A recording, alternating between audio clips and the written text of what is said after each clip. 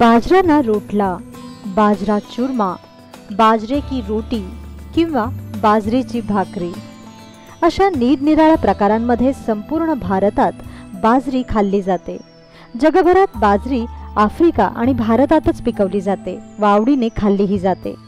भारतात राजस्थानमध्ये सर्वात जास्त बाजरीचा उपयोग केला जातो आणि राजस्थान सोबत महाराष्ट्रातही बाजरी अति लोकप्रिय आहे।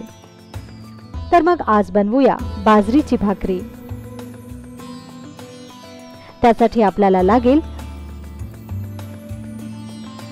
2 वाटा बाजरीचं पीठ आणि पाणी। प्रथम परातीत बाजरीचं पीठ घ्या।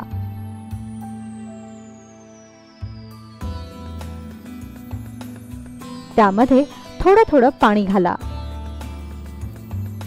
आणि अशा पद्धतीने पीठ मळून घ्या।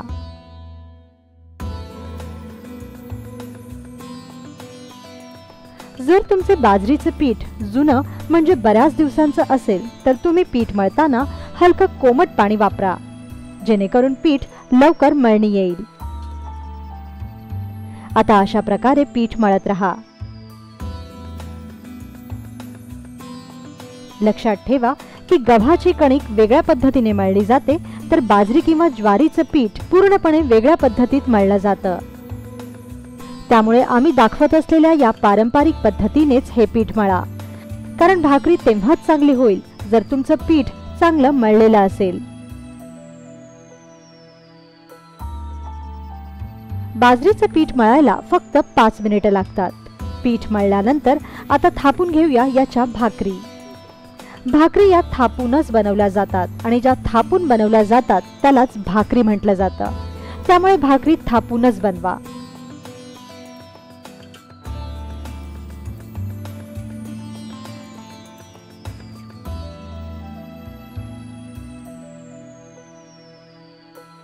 परातीत थोडंसं सुकं पीठ घेऊन भाकर थापायला सुरुवात करा।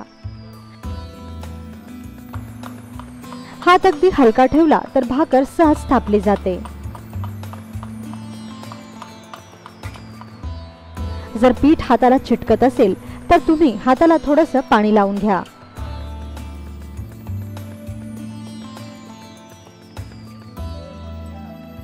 भाकर अर्धी थापून झाली की दुसऱ्या हाताच्या सहाय्याने या भाकरीला चांगला गोलाकार द्या।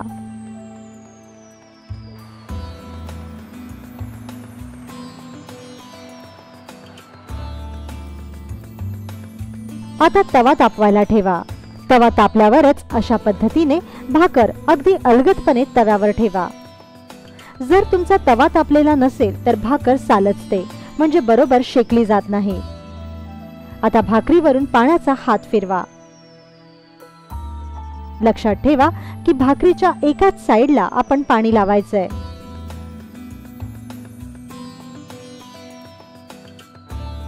आता आपल्या पोळ्यांप्रमाणे भाकर शेकून घ्या।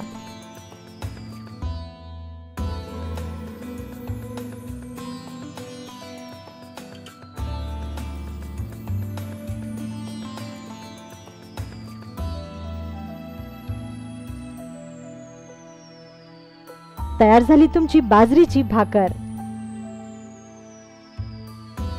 आता ही भाकर तुम्ही पिठलं, दही, तूप, लोणी, गूळ, मिरचीचा ठेचा किंवा लसणाच्या चटणी सोबत खाऊन पहा। या चवीला कुठलीही तोड सापडणार नाही।